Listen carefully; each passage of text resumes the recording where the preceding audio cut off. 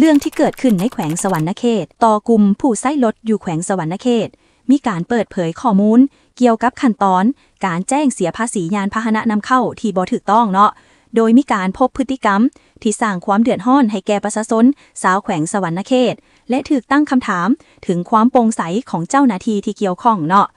ต้นเหตุของปัญหานี่นะคือเรื่องบังคับเสียผ่านบริษัทเนาะตามแหล่งข่าวระบุว่าถึงแม้ว่ารัฐบาลจะมีนโยบายให้ประชาชนนำรถที่นำเข้าบ่ถูกต้องมาแจ้งเสียภาษีให้ถูกกฎหมาย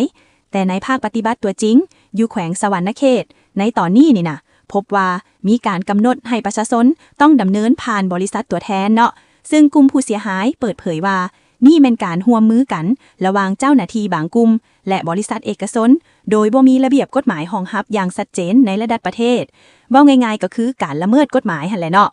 ซึ่งรายได้ส่วนต่างที่มหาศาลนี่จะเฮ็ดให้เงินเข้ารัฐน้อยแต่พัดเข้าถงบริษัทหลายสิ่งที่จะสร้างความตกตะลึงที่สุดคือรายได้ส่วนต่างของค่าธรรมเนียมยกตัวอย่างรถ Toyota Vigo เก่าปี 2013 ค่าภาษีที่ต้องถอกเข้ารัฐตัวจริง35 ล้านกีบแต่บริษัทตัวแทนเรียกเก็บนำประชาชน80 ล้านกีบส่วนต่างสูงถึง45 ล้านกีบต่อคันซึ่งเงินส่วนต่างนี้บ่มีการอธิบายอย่างชัดเจนว่าแม่นค่าหยังและไปไสและมีการรายงานว่าที่ผ่านมามีรถที่ถูกบังคับให้เสียภาษีในรูปแบบนี้ไปแล้วหลายกว่า600คันเนาะเสียงสะท้อนจากผู้ใช้รถนี่นะแม่นอยู่การเสียภาษีแม่นหน้าที่ของพลเมืองแต่การที่ถูกหลอกให้เอารถมากวดแล้วพักดันให้ไปเสียผ่านบริษัทเพื่อบวกราคาแบบทบเคิงแบบนี้นี่นะมันแมนการขูดฮีดประชาชนเนาะที่เป็นหนึ่งในผู้ได้รับผลกระทบและกล่าวด้วยความอัดอั้นตันใจ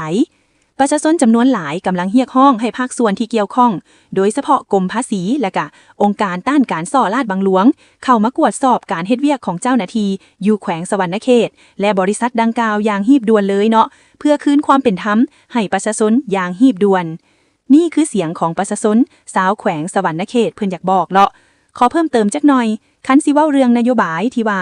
หากประชาชนนำรถเข้ามาโดยบ่ถูกต้องแล้วให้มาแจ้งเสียภาษีนี่นะเป็นนโยบายสนับสนุนการซื้อขายรถผิดกฎหมายในประเทศลาวจึงเฮ็ดให้รถอยู่ประเทศไทยมีการโจรกรรมแล้วส่งมาขายอยู่ประเทศลาวค่อยก็บ่ฮู้ดอกว่าไผเสนอให้มีนโยบายแบบนี้ออกมาที่แน่ๆคนที่เสนอมันต้องมีส่วนได้ส่วนเสียอันนี้คือข้อสงสัยเนาะในคลิปที่แล้วค่อยก็เฮ็ดเรื่อง FC คนไทยเพิ่นให้มาประกาศซอกหารถสวยเพิ่นที่ถูกลักไปขายอยู่ประเทศลาวนี่มันบ่งบอกเลยนะว่าประเทศลาวองค์กรของรัฐรับซื้อของโจรหรือมีการส่อลาดบังหลวงที่เป็นระบบหรือมีองค์กรของรัฐบาลรองรับไว้เรียบร้อยแล้วเนาะจึงเฮ็ดให้พวกโจรลักรถมาขายอยู่ลาวและมีพ่อค้าคนกลางอยู่ลาวรับซื้อของโจรซึ่งมันก็บ่ต่างจากว่าขบวนการนี้มันมีเป็นระบบจากรากฐานจนถึงขั้นถึงที่มีนโยบายรองรับที่เห็นได้อย่างชัดเจนเลยเนาะหากมีแนวใดคืบหน้าคอยสิมานำเสนอให้ฮู้ตื่มเนาะ